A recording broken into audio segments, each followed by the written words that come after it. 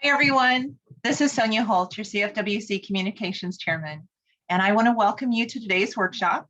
It's CFWC Back to Basics. It's July, and we're doing a workshop on building trust within your leadership team. Thank you so much for being here, and we appreciate you tremendously. Have a nice day. Workshop in this month. And we are recording, so if you have a problem with that, don't hit continue. Sonia Holtz will also be taking pictures, and she'll let you know when. We'll try and get this on to the YouTube channel as soon as possible. My name is Pam. I'm your CFWC president. Yes, some of you may have had an issue with opening the paperwork. It came from me originally to Lynn. Lynn sent it out 3 times total, as far as I know. The 3rd time was a charm for most of us. Just so you know what's going on, and it happened starting last Saturday. Microsoft Office had an update. It updates automatically. If you have an MSN account for your email, that's where you find your Microsoft Office documents now. It's very hard to get into your documents otherwise.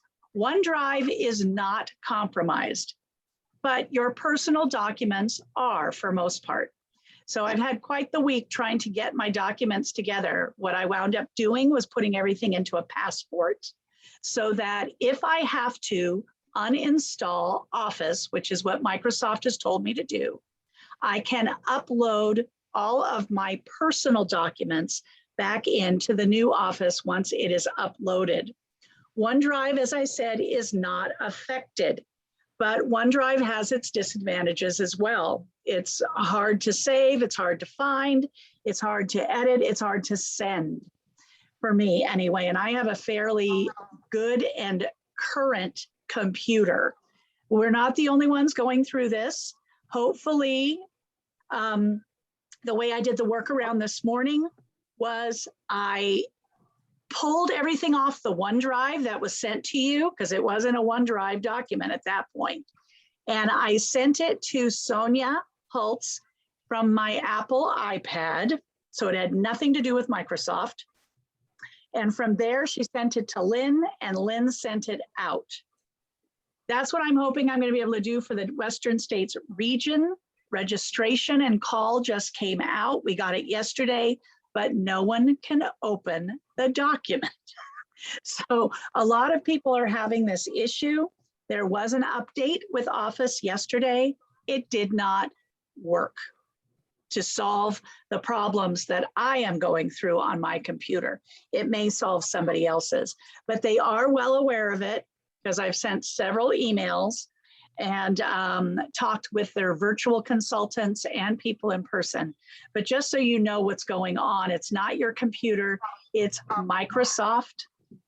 And hopefully they're going to be able to take care of it soon, because we're trying to get the call out for the September board meeting and a couple of other things. But now that I know that the iPad Apple product kind of works, Jean Lash and I at least can edit documents and go through Apple as opposed to Microsoft. So with all that said, I'm going to ask Barbara to say a few words and we'll get going. I just want to say thank you all for being here today. We're excited. Sonia and I had a little meeting for an hour or so before, and the communications team are phenomenal. So big thanks to them. And of course to Pam, our fearless leader. These Zoom meetings have kept us all together the last year, and it's the best. But I can't wait to see you all in September also. Thanks for being here today, ladies. That's it. So Sonia, you want to take us through housekeeping, please?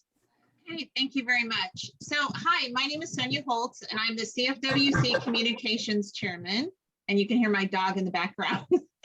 She curls up at my feet and keeps me company. Okay, so today's format is a little bit different. So due to the format today, we're asking you that you do not share. Please try not to share. I know that's hard. And you're welcome to ask one question when the answer and then get back into line. And if we have time, we will take every single question, we reassure you. We're not trying to not ask the questions answer them, but we're asking that everyone gets an opportunity to ask a question. Today I have my teammate, Debbie. Debbie is going to help me in the background. And for those of you that accidentally forget not to share, she's going to mute you. And then we will call on you later to see if you actually had a question. So thank you for understanding. And Debbie, thank you so much for being willing to do that. We have someone that's going to be helping us with chat today also, and that's Lynn, our reservations superstar. So we're very grateful to have her doing that for us too. Thank you, Lynn. All right, so today we ask that everyone stay muted, and there's several reasons for that. One is that when everyone's in, they're unmuted, you'll notice that there's a lot of noise everywhere because our speakers aren't made to all be on at the same time. So we want to ask you to keep yourself muted. The second thing is, and last workshop it happened, when you break in and just yell out in front of everyone, it causes confusion. And in the Zoom room, it's considered rude behavior. So we're going to ask you to not do that, please. So let's say that you need a minute. Your dog needs a hug, you spilled stuff on your shirt, you need to walk away and go do something. There's a way to take a break. You can go down to the bottom left-hand corner of your screen and there's something called a stop video. And you can stop your video, take the minute that it takes to get yourself put back together, stand up, stretch, walk around, do whatever you need to do. And then you can turn the video back on. You're not leaving the meeting. You're going to be able to hear absolutely everything, but you need to stop your video to take that minute. Please do it. You're welcome to do that. Here's the other thing that we need to make sure that you understand. We are now moving into a public forum with these workshops. We are moving from putting them on Dropbox in a private situation to putting them now edited, we are editing them, into YouTube in a public situation. So when you are sharing something personal about your name, your club's name, or your district's name, we're not okay with that. And I'll tell you why. Because if it's on the internet and it's visible to everyone, then that will be a way that people can find you. And we would prefer that we keep this as non-personal as possible. Is that good? Thumbs up? You guys understand why I asked you to do that? Okay, very good. I'm trying to keep you guys safe is what we're trying to do. And if you share your telephone number and it's on YouTube, you may get some really funny phone calls. Okay, so raising your hand, go to the bottom of the screen, click on reactions, practice raising your hand. If you cannot raise your hand, that is what chat is for. And that's what Lynn will help you do. If you can raise your hand, please do not ask your questions in chat because that takes away from the people that cannot raise their hands. And we all understand that, right? Very good, thank you. On an iPad, if you want to raise your hand, you want to tap on the screen and it comes up with 3 little people and it's like blue. And then that's how you raise your hand there. And then we'll see it online. Okay, so when you're in a meeting, especially a Zoom meeting, and when we have many different levels, you want to rename yourself to the position that you are when you're in our meeting. So you'll notice that all of our board members at state have renamed themselves into the positions that they hold at state. And it's important for the credentials team to know who's in the room. So please be the person that changes your name to the one that you hold in that particular setting. Okay, so let's talk about view. If you take your mouse and you go all the way to the top right-hand corner of your screen, there's a tiny little word way up there, like you need binoculars to see it.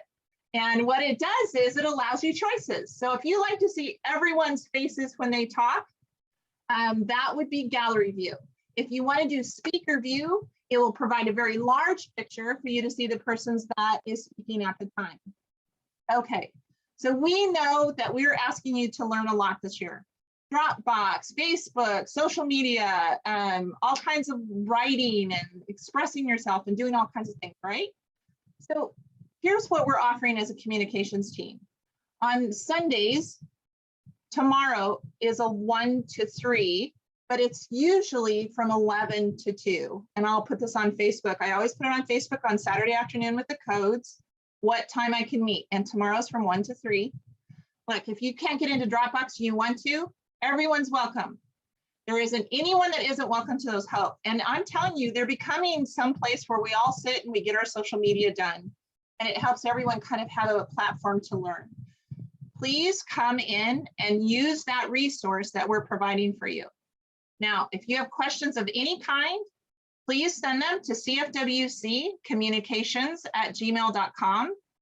And you can send whatever you need with the subject line, like I need a yearbook, and I will send that to Tony Lima and she will get that for you, okay? If you want to get on the publications list, send it in and then we'll send you the link to the publications. All right, thumbs up, everything makes sense? All right, I have a question from Jean Marie. Jean Marie, you have a question, please unmute yourself.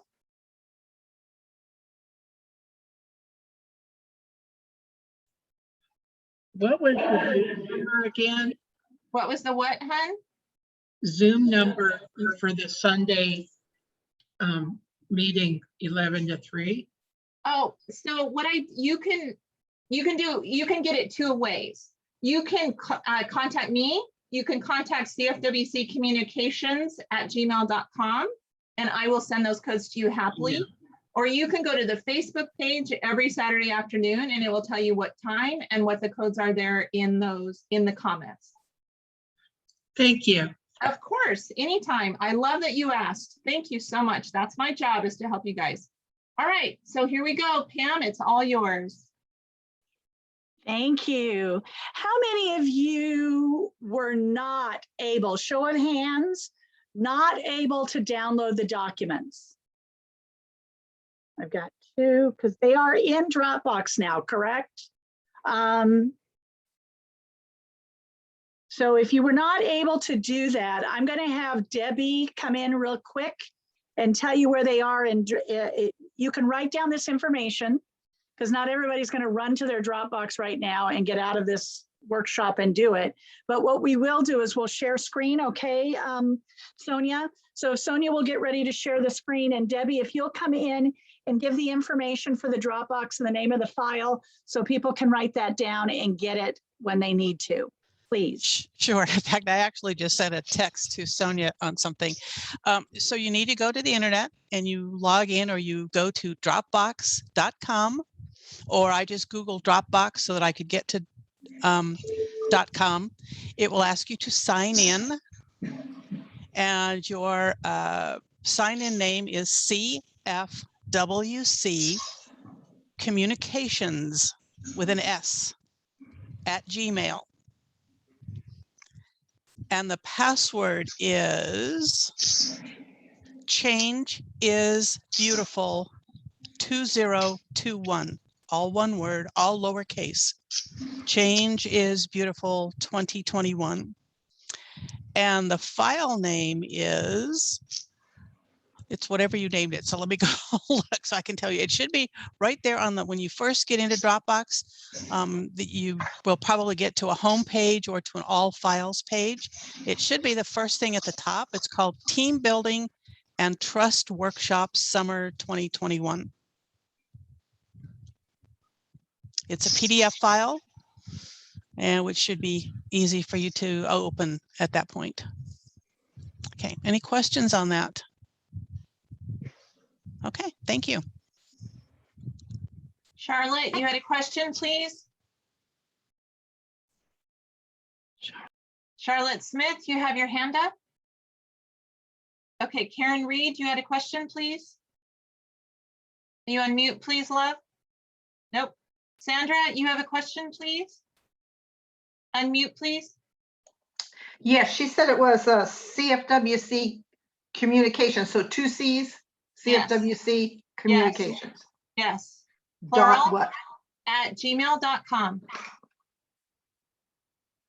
We use the same email for all of our communications emails so that you guys don't have to memorize 100 of them. So we want to make it easy. All right, back to you, Pam. So thank you for your patience with all that as we figure out how to work around, because of course this is a workshop where the paperwork's important because we've asked you to do a personality test.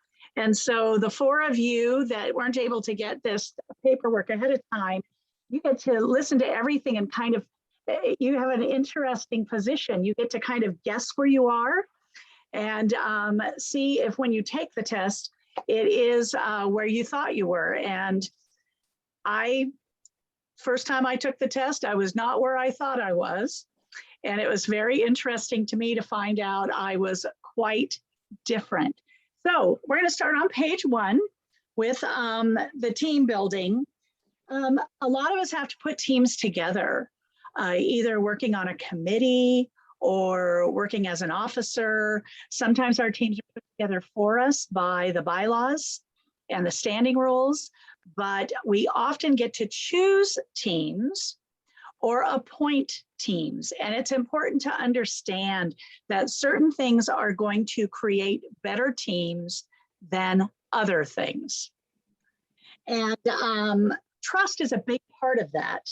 So I'm going to just read from my document here. I wrote this when I was an area VP, and it is not changed at all. I still firmly believe in my words. Being part of a team is something each of us enjoy as members of the General Federation of Women's Clubs and CFWC. We are all here to serve our communities, to help others for the friendships we have forged with our fellow members. Being part of any team, such as an executive board, club member, sporting team, or family, because family is a team too, and these are just a few, requires that we use our gift of gab for the betterment of the team. There's little place for toxic gab, and we're going to talk about that in a moment. And a lot of room for the fun, the focus, and the function for which we are meeting.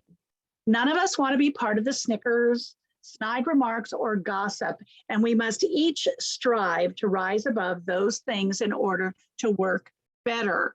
So if you've known me for a while, you know that I was the first person ever at a CFWC meeting to bring up the word gossip from the podium. And when I said it, you could hear a pin drop in the room. And then you heard a few snickers. And do you know why that was? It's because everybody knew what I was talking about, but nobody wanted to admit that it was going on. We know it happens. We know that the gossip is happening, and we need to strive to use our gift of gab, because we all have a very strong muscle in our body, which is our tongue. You need to know that your tongue can break bones, because you can crush somebody with just a few words that come out of your mouth. And we never want that to happen. So when we are building teams and building trust, we need to use our gift of gab to make sure that we are only enabling everyone else in the room, whether they're on our team or not, to be better at what they do. Good leaders do not lift themselves. Good leaders provide the opportunities to lift everyone around them. That is a very important thing to remember. And you know where I got that? I got that on Facebook yesterday. I don't get on Facebook but once a day because it's got a lot of junk. But I saw that on Facebook and I thought, this is really, really good. So let's mute Sandra. Oh, she is muted because she's really highlighted right now. And I'm sure she doesn't like to be the one person that's the biggest person on the screen. And yes, Sandra, you smile. You look great. Your hair is wonderful. And you look good in purple with flowers. And just go on. So we need to make sure that we use that gift of gab for the best that we have to offer, because you all know who your gifted gabbers are for the positive and for the negative. So Helen Keller said, alone we can do so little, together we can do so much. I have some basic rules for team members. They are very good to remember. Every team member has a talent and something to offer. If somebody volunteers to do something, find a job for them. If they want to work, let's allow them to work. They have something to offer. Let's make sure we put it to work for the best of the team. The best asset any team member can bring to the table is their ability to listen. Sometimes we just need to shut our mouths and hear what's not being said or what is being said. And we have to be open to those things. Basic etiquette is never out of style and must be observed by team members at all times. So important. The dynamics of any team is defined by the personalities of the team members.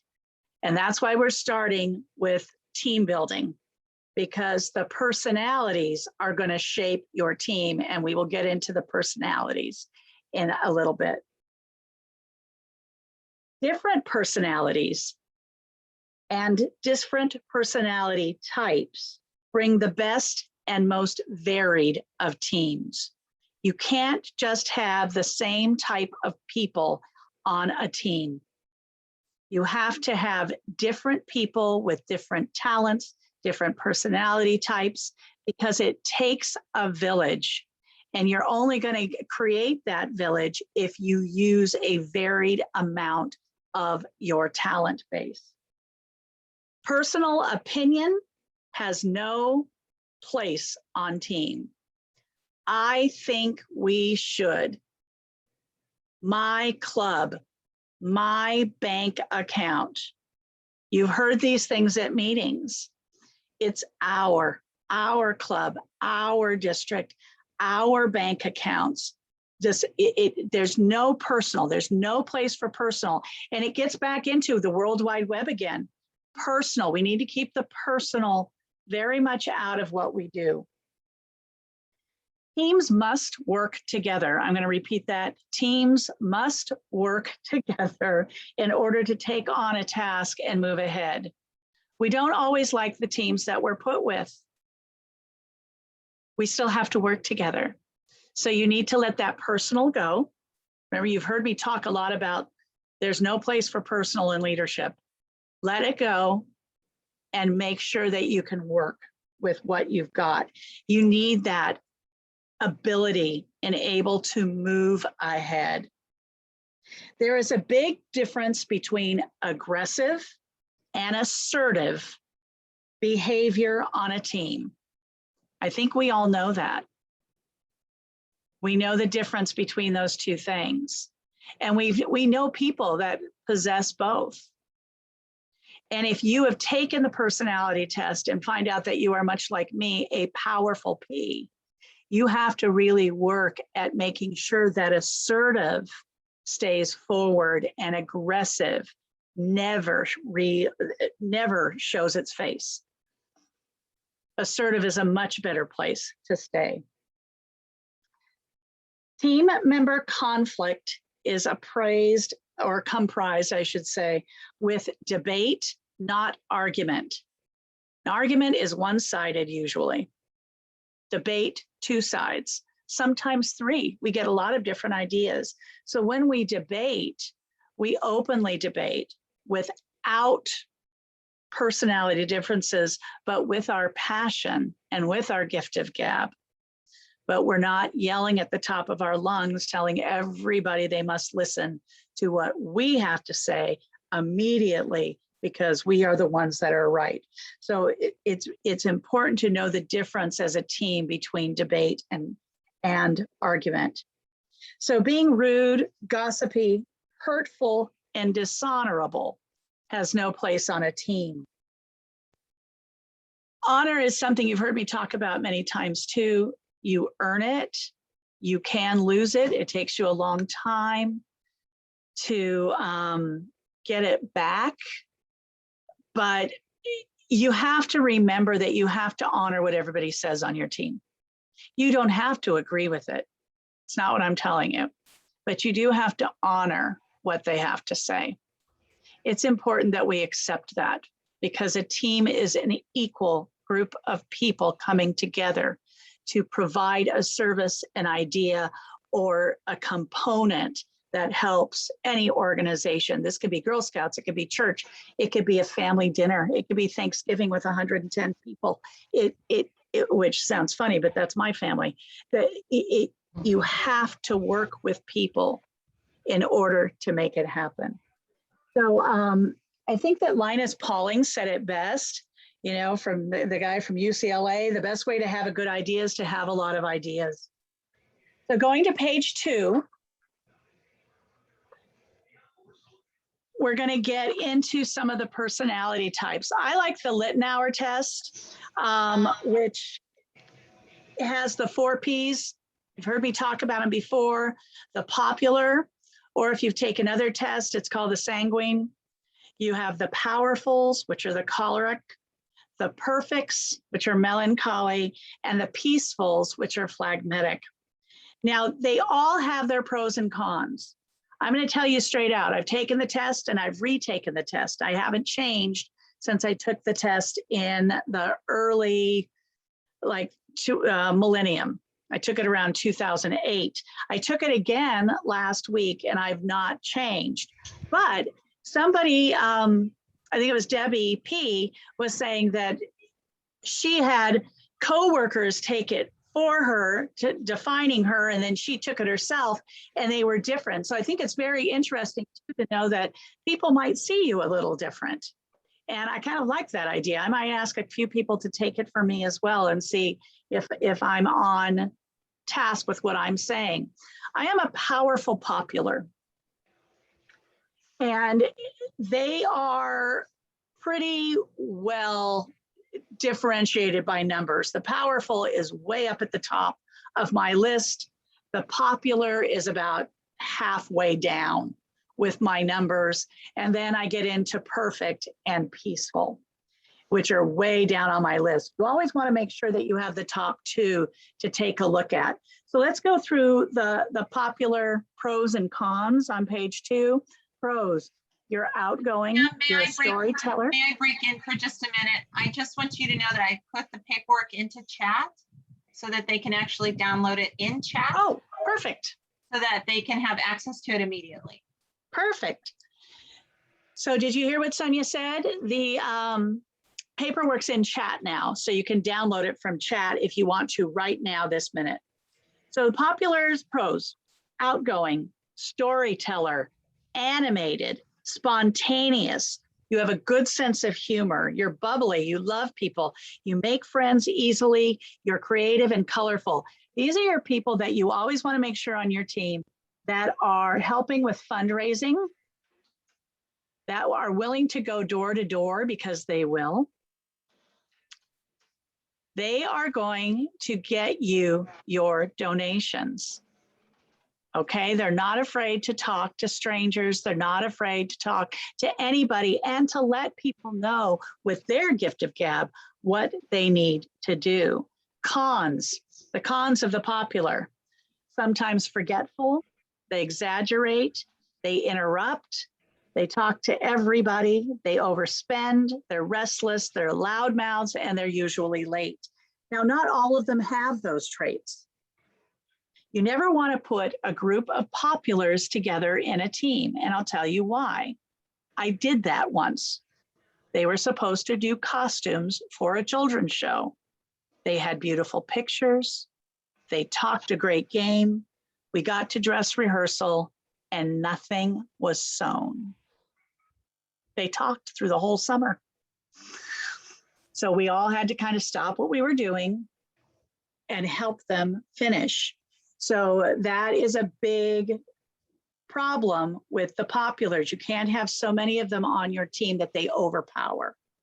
So the powerful people, pros, they're adventurous, they're strong-willed, they're born leaders, they're persuasive, they're competitive, they're confident, they're outspoken, they're bold and resourceful.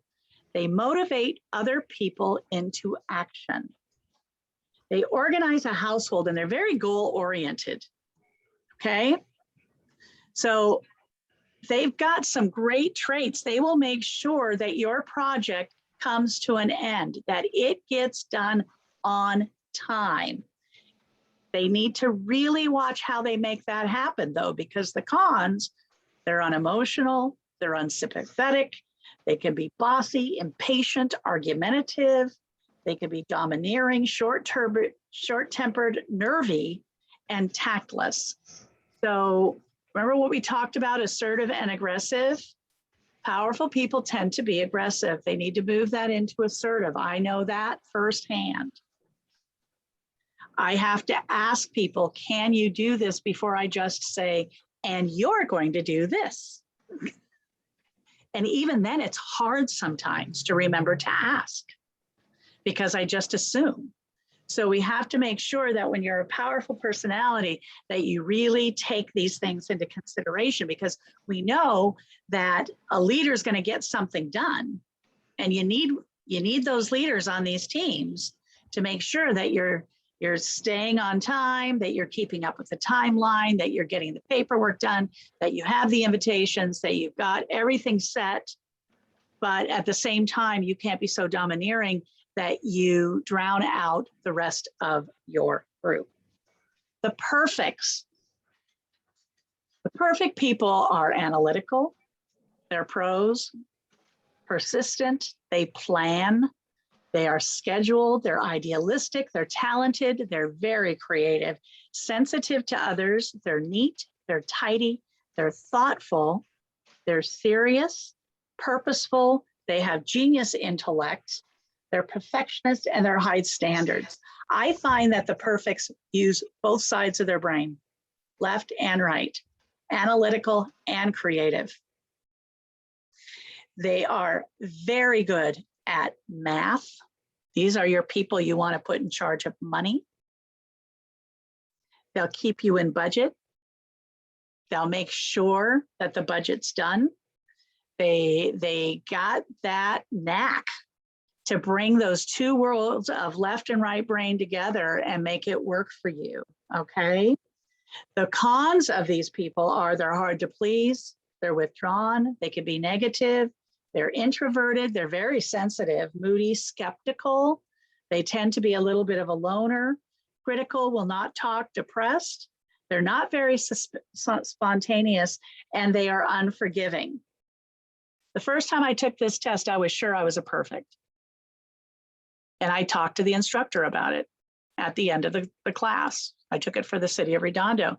And she finally sat me down and said, stop talking. Do you hear yourself telling me that you're something you're not? You're a powerful. Perfect is way down on the list. But I thought because of the job I had in theater that I was a perfect, because I stay on time, I do this, I know we have to choreograph, I know we have to have costumes, we have to do this. Not necessarily the same thing as I was thinking, but we have to make sure that we marry those things together. These are important people also. A good team is going to have at least one, no more than two, of every type of these personality Ps on their teams. The last one, which I think is the most important one of all, are your peacefuls or phlegmatic. Pros, they're controlled, they're reserved, they're patient, they're friendly, they have a good sense of humor, they're good under pressure, they hide their emotions, they're relaxed, agreeable, not upset easily, they don't offend anyone. They're diplomatic, they're good listeners, they are easy to get along with. These are the people that have all your ideas. All you have to do is coax it out of them. You have heard that people can walk a fence between all sides of an argument. These are the people that walk the fence without their arms even out. I know there's one in this room. She is the best I've ever seen at it. She is my president's aide, and I'm going to embarrass her a little. Janice Petrosino is the best peaceful I have ever had the pleasure of working with.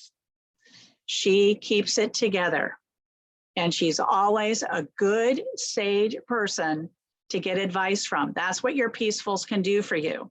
They also have your ideas. Some of the cons, sometimes they can be unenthusiastic, uninvolved, indecisive, hesitant. They do worry. They have no opinion, but they do. That's the problem. You have to pull it out of them. They kind of get lost. You have to pull that talent out of them. They are detached sometimes, and I don't think they're lazy, but the books tell you they are, and timid and slow.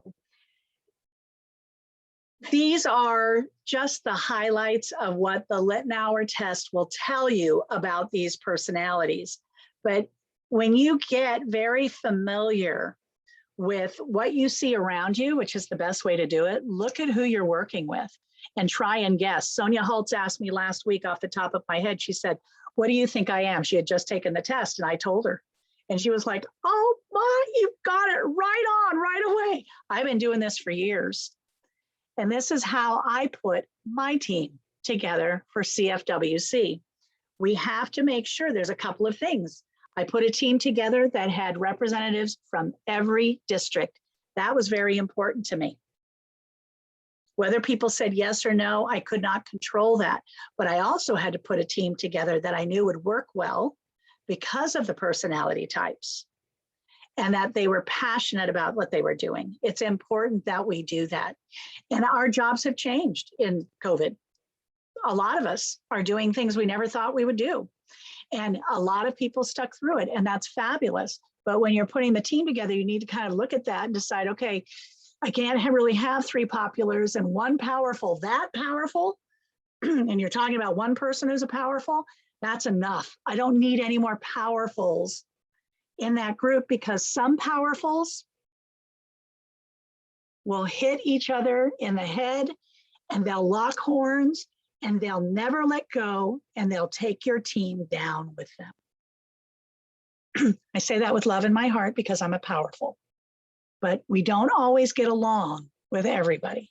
So really start to look at that. So coming together is a beginning. Keeping together is progress. Working together is success. Henry Ford said that. It's so important that we talk about some of these people that have built great teams, built great industries by using teams.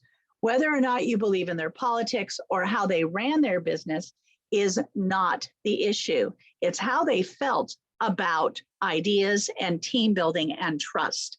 So I just want to throw a few of those out to you. I think that, I'm sorry, I have a frog in my throat, but my shoulder's feeling pretty good today. So that's, to me, that's a good fix. There is an author named Patrick Lencioni. He writes these cute little books. They are very profound.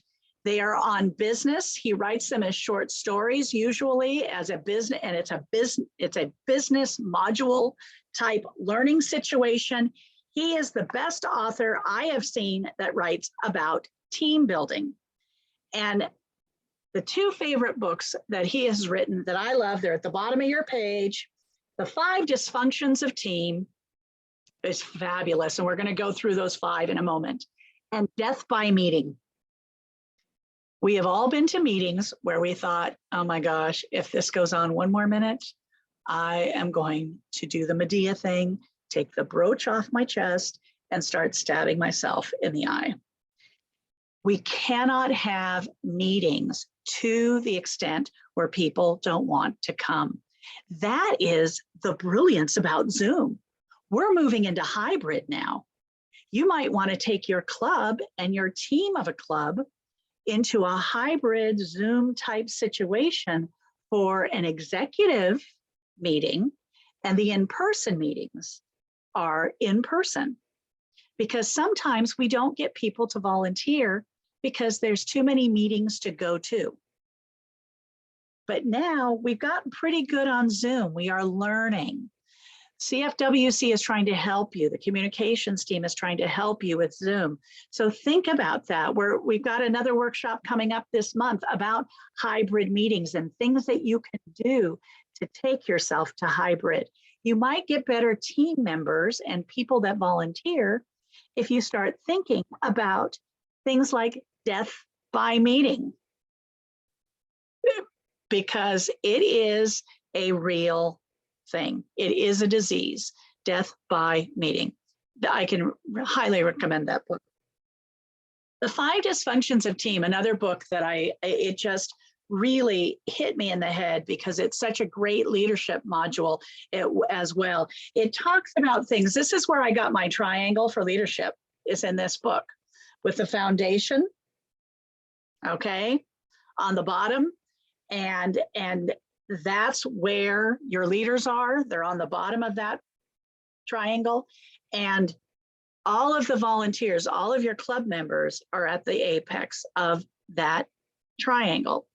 And so if you work from the bottom of the triangle up, and he shows it in a triangle in the 5 Dysfunctions of Team, the bottom is about trust. And in the absence of trust, we breed vulnerability. She's not going to do her job. She didn't do it last time. Why would she do it this time? You have to start out anew every team you are on. Trust people to do their job, no matter what they've shown you before. It's a good exercise in forgiveness, for one thing. And so you don't worry about it. And let them show everybody else. You don't have to tell anybody what people are. The only person you worry about is yourself. So the very bottom of that triangle is trust. Make sure you have trust, because without it, your team has no place to stand. Conflict. Fear of conflict enhances artificial harmony. I have to be able to tell Sonia Holtz or Debbie P. or Lynn or Barbara, I have to tell them, I don't think that's going to work, and feel okay about that. You heard how I just said it. I just said it matter-of-factly. I don't think that's going to work. Tell me why you think it's going to. And that is a nice dialogue. It is okay to have conflicting ideas and thoughts and talk them out. Because if you go along for the ride and you are against it, you're going to turn around and say, I was against that from the beginning. I knew it wouldn't work. Everyone has to be in the group itself. Even if it comes down to a vote and you're on the losing end, hey, you tried, you voted, and it was handled very fairly. So remember that conflict is not necessarily a bad thing. You have to be able to trust your people well enough to say, you know, I don't really like that idea. Maybe we should tweak it this way. Okay? And trust that they're not going to be angry with you, because if they are, that's their issue, not yours. You only have control over yourself. Remember that. The next thing is commitment. Lack of commitment is a state of ambiguity. You need to be committed to your team. You need to be able to say, yes, I can do that. Or if you don't have the time for it, say, no, I cannot do that because I don't have the time for it. Or say, if somebody helps me, I can do it. But if you commit to something, you have to do it, and your whole team has to commit to it. So make sure that you're not ambiguous about it. Because if you're wishy-washy and you think, well, yeah, we might make $17,000 on the fashion show, you're not going to make it, because you're going to say we might. You have to say, yes, I will bring in $17,000 on the fashion show with the help of my team. We are committed to do that. But make sure that people know the parameters, $17,000, and then we pay bills, or $17,000 before bills are cleared, $17,000 after the bills are cleared. Be very, very clear with your commitment. Do not be ambiguous about it. Accountability, and this is where people start to see when they're not on the team, if the team is working. If you are not accountable for your actions, your standards are low. You need to be able to stand up in front of the club, the district, your Girl Scout troop, your church group, everybody else, and say, this is what we've done. This is what's worked. This is what we haven't done yet. This did not work. We're trying something new, and include everybody in to the report and the accountability stage. Because if you stay silent and nobody knows what's going on, they start to get frightened.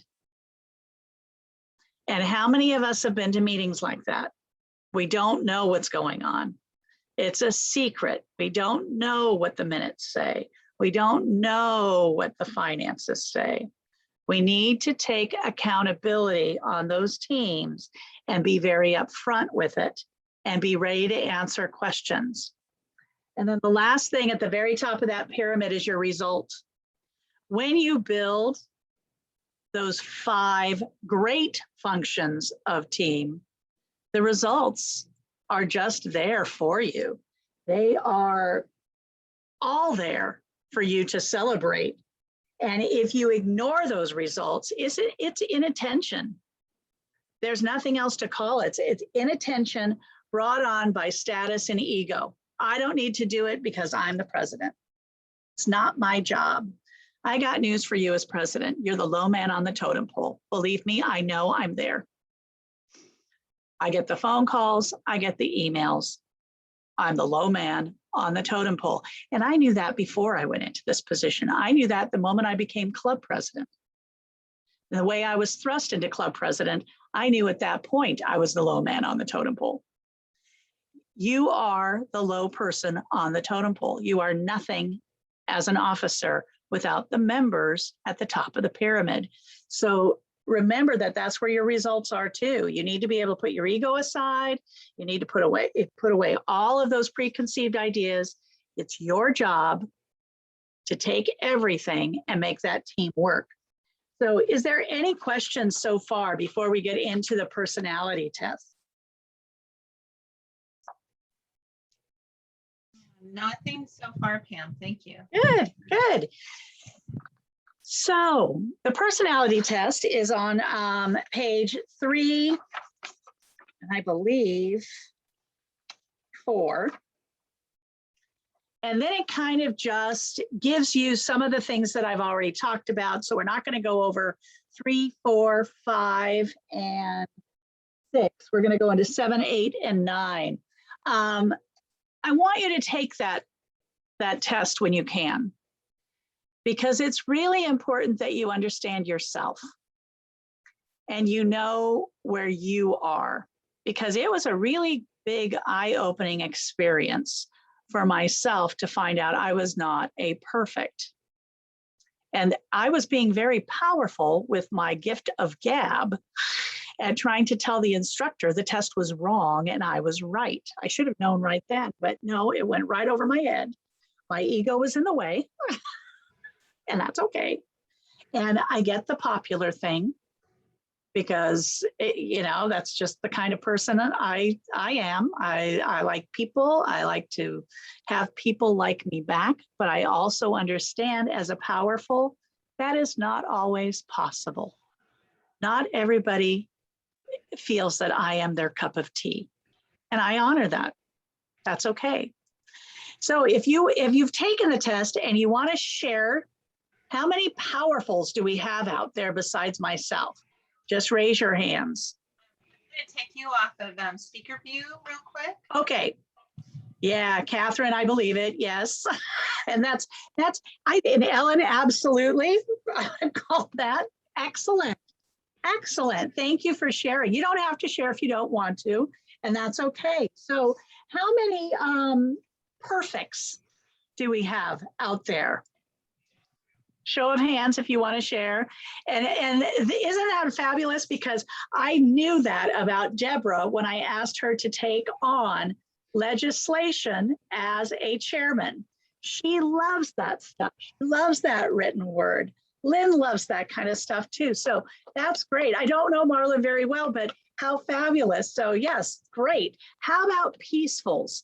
How many peacefuls, how many idea people do we have out there? Oh, Yvonne, I could have called that. Yes. Wow. And Tony, same thing. Shirley, same thing. Jill, absolutely. I love this.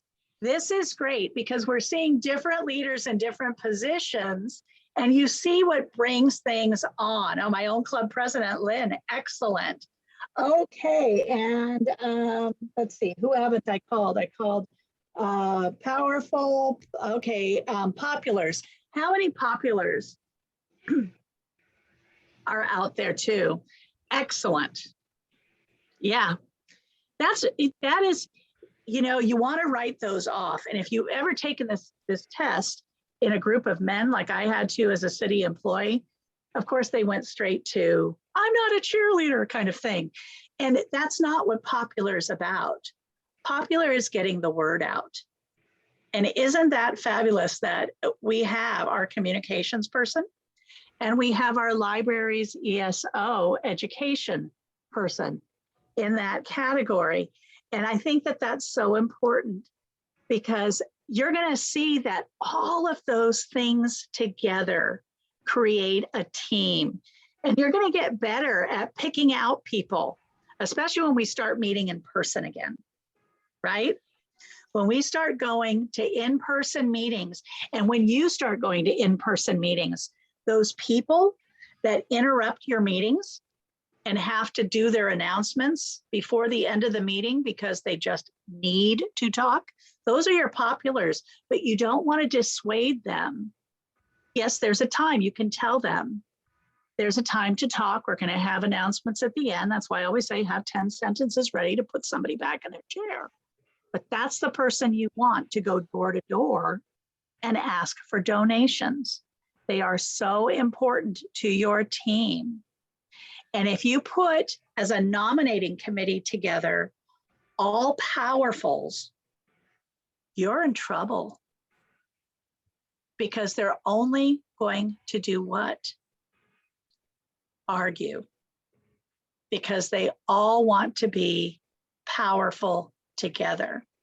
And it's going to take a lot because somebody's going to have to take the back seat as a powerful person, and that's hard. So really start thinking about when you're putting those nominating groups together, or when you're putting your like I said, your committees together and everything else, that you start thinking about, what do I think that this person's best asset is? Remember, we talked about talents and assets, that team members bring something to every team, that you make sure that you have somebody that represents every single type of personality. Because it could be that someone comes up to you and says, I really want to work on that fashion show committee. And they're in a wheelchair. There's nothing wrong with that. Because I don't look like that as a disability. I look at that and I think, who could resist buying tickets from that person? Because they can get around the room. People are going to let them through because that's what people do. They're very polite about that. And they're going to be diligent at it because we've given them a job. Don't write people off ever because of what they look like or who they are or what you think they can do. Remember what I said, that first dysfunction of team is trust. You have to trust everyone. Even if they've burned you 89 times, give them a 90th chance. Because if they burn themselves, they will remove themselves from the team usually, because it's too humiliating to stay on. So just kind of remember that. Okay, so I'm done with this paper.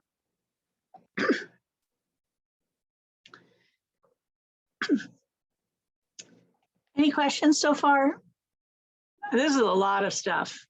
I know this is like usually I don't think that this last workshop I did was as an area VP. So yes, Colleen. Hi, Pam. I just wanted to comment on one thing you said earlier that kind of stuck with me about sticks and stones.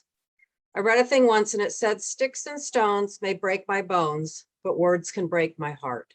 That's right. And I think we need to remember that when you talked about the things you say and how you talk to people, you can maybe unintentionally hurt someone. And as a leader, you have to be aware of that. You do have to be aware of that. And sometimes you are not the guilty one. I know that at one time I was on a committee and I was looking at picking models for a fashion show.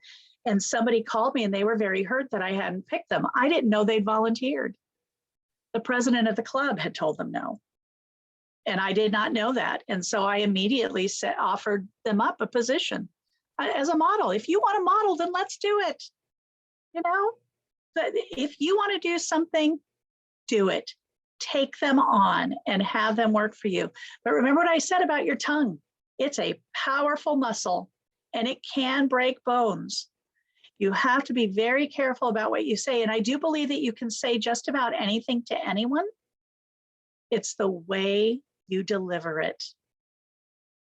So important to remember that delivery needs to be done with kindness and with care. Sometimes when people are lashing out and they're not pulling on their portion of a team together, there is something else going on. And I have often called people and said, you seem very angry. How can I help you? What is going on? Because this is not and I'll fill in their name, that I know. So something else has got your goat. What is it? How can I help? And often they just say, you know what, yeah, but you can't help me, but thank you for noticing that. That means a lot to me. Sometimes it's only that little thing. So remember that. That's really important. It's so important. So let's go on to types and styles of leaders, which is page 7. There are many types of leadership styles as there are people. We're all different. Notice the words style and type together in that statement. The words together are what create the variety of leadership characters. Style is unique to an individual, okay? Leadership style is as easy sometimes as charisma. We all know who Marilyn Monroe was. Born with charisma. Born with charisma. It's how she got as far as she did in her short, wonderful life. You were drawn to her like a moth to the flame. I am not a big Tom Cruise fan as an actor because I talk asking for a living. I don't think he's the best actor out there, but I worked an event. I've done a lot of volunteer work with American Cinematheque. He was being honored. And the moment he walked in the room, I knew why he was a movie star. And I use those words on purpose, movie star. He only had to smile. He had the charisma. And believe me, nobody was looking at his wife, who I can't remember her name right now, the Australian actress, very tall and beautiful. Everyone usually looked at her in the pictures. In person, he's charismatic. Some people carry that into film, right? They just have charisma. Antonio Banderas, I think, on stage, because if you know Broadway, you know he sings and he dances. He's a Broadway actor, he's won awards. You know that he's also done voiceovers in cartoons. You know who he is the moment you watch Shrek 2. You know who Puss in Boots is. You know that he can act. He's very, very charismatic. You know charismatic people. You are drawn to them. There are people you know in your clubs that everybody is drawn to. That is style. That is a style. Not everybody has the charismatic style. Some people have fashion style. I believe fashion is a state of mind. That's my style. If you think you can wear it, you can. If you can pull off pink and purple plaid, you can, because you think you can. Style is a state of mind. So just remember that. And then remember your type, because that's kind of where the personality thing comes in. We always have to remember our style and have that included in our role as a leader. It's the panache that gives us our charm. And it will be the same whether we are leading or participating. At a live meeting, you know I sing before every report. It's my style. Been doing it for years. I don't do it on Zoom. It doesn't come across as well. but I'll do it in September. I'm already looking at songs to open up the meeting with. A, it's my style. B, it brings my type forward. And C, it gets rid of my nerves. As soon as I open my mouth and hear the song come out, I'm not nervous anymore, because we all get nervous. And that's part of our personalities. If you are not nervous, you should be. That's where your ego is taking over. So really make sure that when you start to get a little nervous, that's okay. Use it to your advantage. Make it part of your energy. Okay? Types are not so unique and can be boiled down into categories. Some of your categories of leaders are democratic. Everyone is heard. Everyone gets a chance. Makes for a very long meeting, but you can time debate. It's part of parliamentary procedure, and a good parliamentarian will help you with that. And you can go pro, con, pro, con, pro, con. Doesn't always have to be pro, pro, pro. Follower, you tell me what to do, and I shall help you after you begin. Efficient. Okay, I can get this done. Micromanager, doesn't trust to have anyone help. Not a good leader, but we have a lot of them out there. And eventually they get very tired and they stop. Okay, the queen, my way or off with their heads. And I'm sure that some of you are thinking, I see Colleen laughing right now. I know that you are thinking of people as I say these types of people. I did when I wrote it. I went through, this is in 2004 when I was under Valerie's presidency, and was looking at, okay, these are the types of leaders I see at the district, club, and state level. People, I am so grateful to have all of you here helping. That's a great leadership style. Deal makers, I'll give you this if you give me that. Yeah, well, we see a lot of that on the news these days. A lot of that type of leadership going on. The spinners, that is not what it means. It means this. We see a lot of that on the news these days too, but it is their chosen type of leadership style. And we see that, well, we're not going to spend the money from the fund on the roof because we need this instead. And because it's a building item, it still falls into the floor category. They've spinned the whole thing out of context.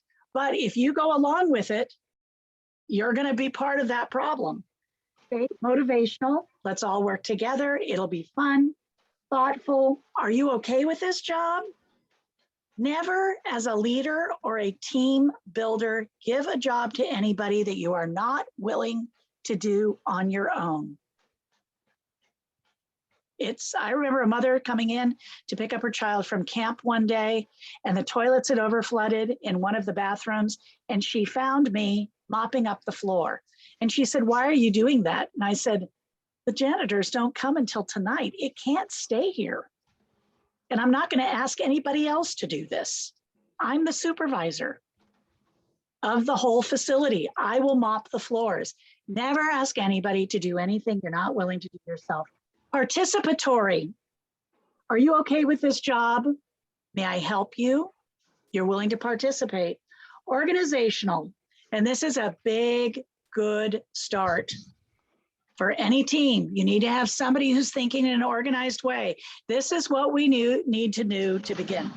Maybe it's just as simple as the club has decided, let's have a fundraiser. Let's not have a fashion show. Everyone always has a fashion show. And I remember going to the Orange District one summer as a speaker and them saying, you know, the fashion shows, we want to do one, but we always do them the same way every year, every year, every year. What do we do? And I said, put your grandkids in it. Guaranteed 4 tickets sold right there for every child walking on that runway. Think about different ways to organize an event. I don't know if they did it. I don't know if Orange District did it. It was a long time ago. I know Marsha Willett was at that time the dean, but I said, look, if you're looking to sell tickets and make money, put the kids in it. The grandparents and the parents will be there. So you've got 4 grandparents, maybe if there's no divorces involved, you've got all those parents, 2 at least, if there's no divorces involved, guaranteed sold out event. Put the grandkids on the runway. Just a small organizational tweak that takes a fashion show into a whole other world. I've never done it, but I'd love to hear about it if anybody does. Transformational. We can affect change as long as we remember why we are here. It's so important for a pandemic, presidency, membership, everything else. We have transformed. We know why we're here. We're here because we're supposed to be. We're here because we are club members, we're volunteers, we want to help the community. But things have happened that have really transformed how we can do those things. And I think that when you see the new, I haven't gotten permission yet to give you the new GFWC goals and all of the, I think they're waiting until the convention, the new strategic report, the new goals that they've actually accomplished and things, and the numbers that we had during a year of a pandemic, you will be very, very proud. California is 14.1% of the General Federation of Women's Clubs right now as a paying dues this year. That's a lot. And we've done a lot to help them. That's why I asked Mary Lou Benzel, I asked for volunteers and she took it on. Let's find out how many clubs made masks, how many districts made masks. I know there's a lot out there because they sent some to me. And let's track now. Let's put a report in Quick Bites forever and in maybe the Club Woman magazine. How many clubs made masks? How many masks were made? I know my club made masks and delivered them to the nunnery across the street. And we have a lovely picture of all of the nuns living in Torrance wearing their masks that the clubs made. There are so many things that we did because we were not held down. We were transformational leaders. Pushy, it is a type. Do it now. Now, the only thing left off that is or else. Creative, let's try it this way first.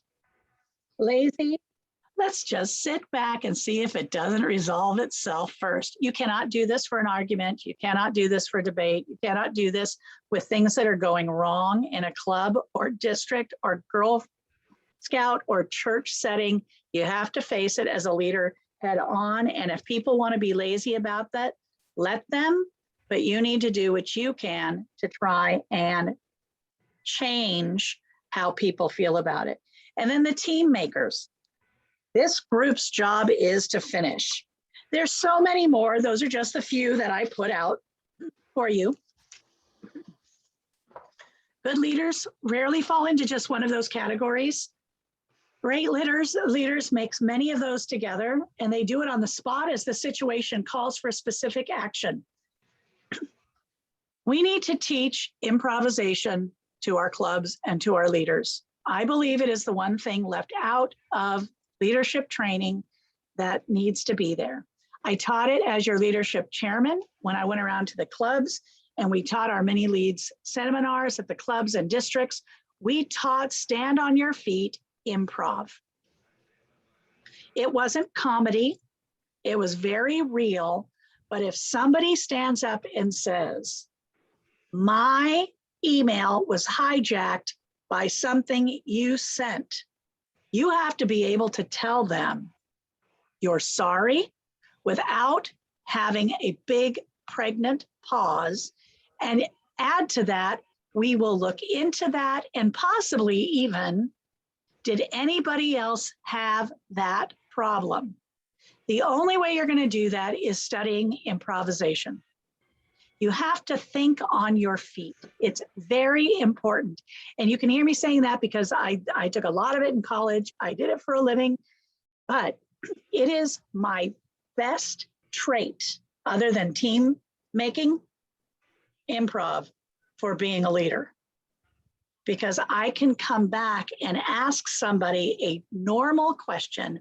I can introduce myself on a dais without my hands in my pockets and looking nervous because of the improv training. So if you can bring somebody in to teach improv or something else, I'm hoping to have an improvisational workshop at the convention in 2022, where people can go and just learn a few things that they can do. Because you know, the hardest thing you can teach somebody to do, and it is improv training, is to stand still, say their name with their arms at their side. The hardest thing. It's very hard to stand still in front of people and say your name, and then shut your mouth and ask or answer what's coming next. People want to keep going because they're nervous. Learn a little improv technique. Okay.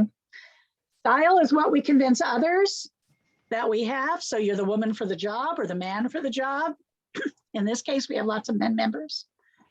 The leaders follow the action by which you set and gain respect. Style is what you personally bring to the table and offer everyone to take a piece of and learn from. You need to share your style with everybody.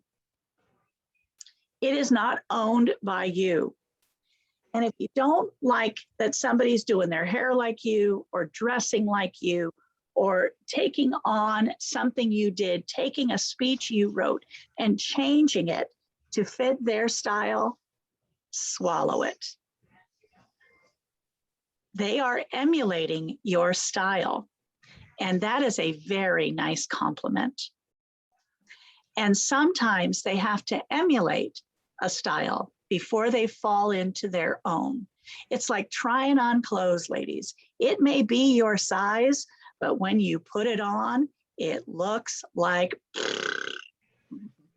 because you turn around, you think it looks really good. Don't forget to look in the back, because some of us have bigger gazitzas than others. That's Yugoslavian for ass. There's no other way to put it. But yeah, it looks good from the front on, but remember, you have to turn away from that microphone and walk back to your chair. Know what your style is, 360 degrees. And so try on different styles till you find the one that works for others, because you may find Carol Crissette has a great style. She is another great peaceful. Carol Crissette. We were district presidents together. She has got ideas that come, I don't know, it's like lightning, if she dreams them or what. But she is a dreamer and a maker of dreams coming true. And so her style is very important. And I would love to emulate that style, but where she gets her ideas from, my ideas don't come from the same place. I have plenty on my own, but I can call her and say, remember when you did report writing Jeopardy? Can you send me that game? Because she did report writing Jeopardy and it was fabulous. So pick on and try different people's styles. It's okay. So I want you to listen to these last little things, and then we're going to open up for some Q&A. 4 categories that are going to really transform your style and help you see if what you're doing is helpful or hurtful. Micromanager. Remember, they don't trust anyone, and they want to do everything on their own. It's an extremely counterproductive way of leadership. They can only go as far as their imaginations can take them, and their imaginations are stretched to the max because they are doing everybody else's jobs. We have all worked with these people. And my hats are off to them, but boy, do they have to be tired. There's no room for the talents of other people in this category. I call them Rapunzel. They live in a tower. They're surrounded by rock. It's a trap category. Don't be this princess in a tower. Don't be fooled and caught by believing that you, the micromanager, is the know-it-all, because you're not. You are not the know-all, end-all, be-all for life and work. Newsflash. Remember, you're not. You've never seen this type of, I have never seen this type of leader effective. A micromanager cannot do it all. Samples. A dean for a club says, everybody send me their reports first and I'm going to fix them. I've seen it at the club level. I've seen it at the district level. I've seen it at the state level. Let me fix your reports so they're all equal. Yeah, well, you know what? When we take everything that's personal and passionate out of it and make them all the same, there's no fun in reading them as someone who judges reports. And in the case of the state reports, they were fixed wrong. And we didn't win a thing at GF because they didn't follow the directions. They did it their way because they knew better. No. We have to have many voices, many stories, many ways of doing things. Queen, my way or off with their heads. There, we have a couple of these now. Category better left in the 15th century. Queen leaders tend to yell a lot. Some things that may get done. Their projects may be finished, but only after much intimidation and brow meeting. There's a reason why Dory was starting her meetings with, this is a bully-free zone. And we will start my meeting in September with, this is a bully-free zone. We have bullies out there. It's not tolerated. Completely unhealthy. They forsake the ideals and the ideas of everybody else in order to gain their own peace and quiet. Peace should not be a luxury. And our ideas are what are expected. Not one person ever joined an organization to be yelled at. Nobody. Or to be lectured to, or to be told they're wrong. Maybe they're wrong because nobody told them the right way to do it. And it's our job to bring that forward in a team. We don't discuss that here because that is an executive committee job or whatever you call your executive branch. But unless you help them understand and you don't browbeat them, they're never going to know. Okay, transformational. We can affect change as long as we remember why we're here. It's a great category because it involves trust and teamwork. I left it in simply because it's what we are living now. We have seen brand new people that never held a position that have been longtime members of our clubs come to the forefront in a Zoom year. I'm seeing it in my club. I'm seeing people I knew would excel as a leader, excel now in leadership on Zoom. And we need to make sure that we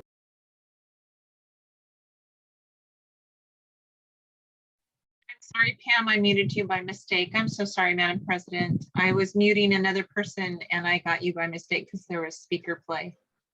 Would you mind unmuting yourself? I'm so sorry. And we've all done that, haven't we, Valerie? Muted Valerie in the middle of the collect, whatever you want to call it, at the end of a meeting. Sorry, Valerie. We need to, these leaders help people see the big picture. It is important that you look at something and say, not what is right with this, but you can look at something and say what is wrong, because you will pick that out like this. It's how directors work. You walk in, you look at the stage before the audience is coming in, you see a mop in the middle of the floor. If you're going through a list of this is there, this is there, this is there, this is there, the audience is waiting. But if you look at it and say, what is out of place, because you're a transformational leader, you see them right away that the mop is in the middle of the floor, and you can call the stage crew and ask them to move it, or if nobody's answering because they're out, in the case of a lot of tech people, they're smoking, you move that mop yourself. So start to look at the big picture and look at what can be changed because it does not belong there. And if you are part of what does not belong in the picture, start thinking about that, because sometimes when we're in a heated argument and I think about what's wrong with this picture, my answer is, I'm in it. I need to pull back my own self and I exit the situation. So that's a different way to look at it too as a transformation leader. Team makers, another great one. Being part of a team gives you a personal responsibility towards the outcome of the action. We need to be personally responsible for what we are doing as a group. We can't just say, well, I'm not going to the fashion show because they didn't pick me for their committee. We have to go to the fashion show because it's the fundraiser. And if we can afford it, we do it. And sometimes if we can afford a little more, we buy a separate ticket and tell the person in charge of the fashion show, please give my ticket to somebody who can't afford to come. You can do that with your membership as well. You can send an extra membership dues thing and say, please give this to somebody who is less fortunate and cannot pay. Maybe they're not renewing because they cannot pay. It's a choice between food and dues. Give this to them. So there are things that you can do as a team maker. That makes you part of being involved. And that's so important, okay? Because effective teams have strengths. Okay, so I want you, the last thing is just to go through and look and see how many of those categories that you fall into, because the more is better. On page 10, there is such a thing as a natural born leader. I don't want you to think there isn't. Some people are thrust into it and they take to it like water. I was watching a speech before I got online today, and it was to a big crowd of women. It was a political thing, and I was watching it on television. She was wearing high heels, jeans, a cute little shirt. You know how they tuck them, the girls that are thin enough, they tuck them in, and everything looks really good in the front. And she was nowhere near the microphone. Her entire 5 minutes was done ad lib at the end of an apron, which is what we call the forefront of a stage. If it thrusts out towards the audience, it's an apron all off the top of her head. And she had the audience right here. I don't know who she was. I don't know what she does. But I told my husband, I said, I know how she feels. This is like electrical current to her. You put me in front of an audience on stage, I feel it. The more you applaud, the more you smile, the more you shake your heads up and down, I feed off of that. I find Zoom very difficult because I can't see that. There are people that are born that way. I'm one of them.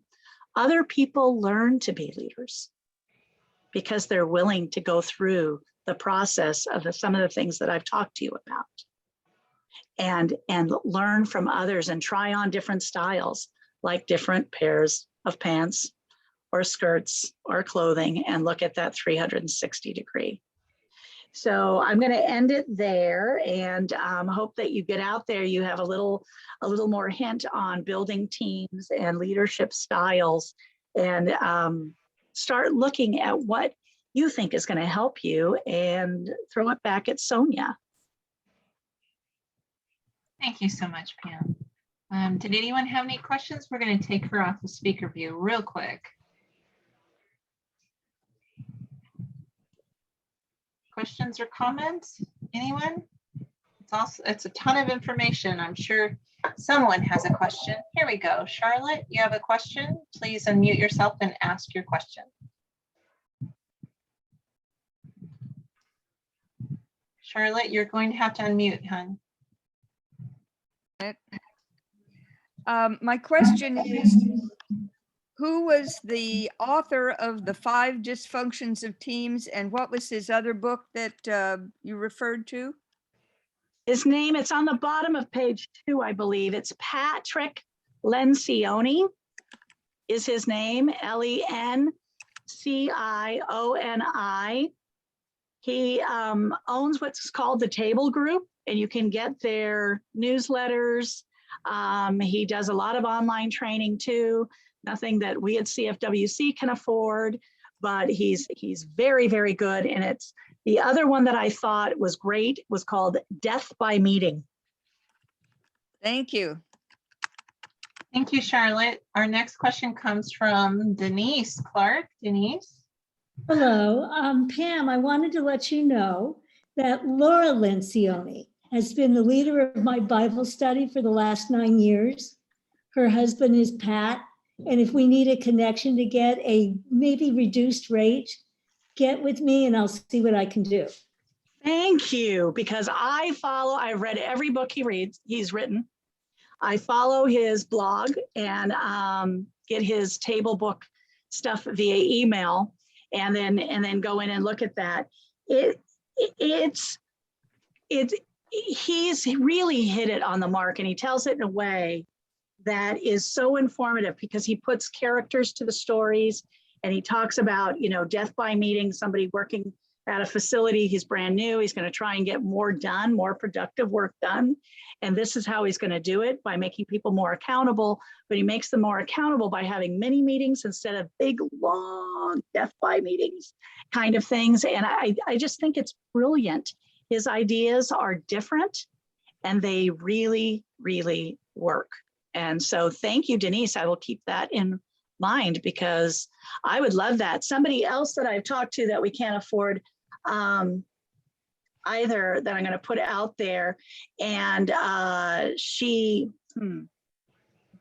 I follow, and it's okay. Just take the question and the next question, and I will find her name.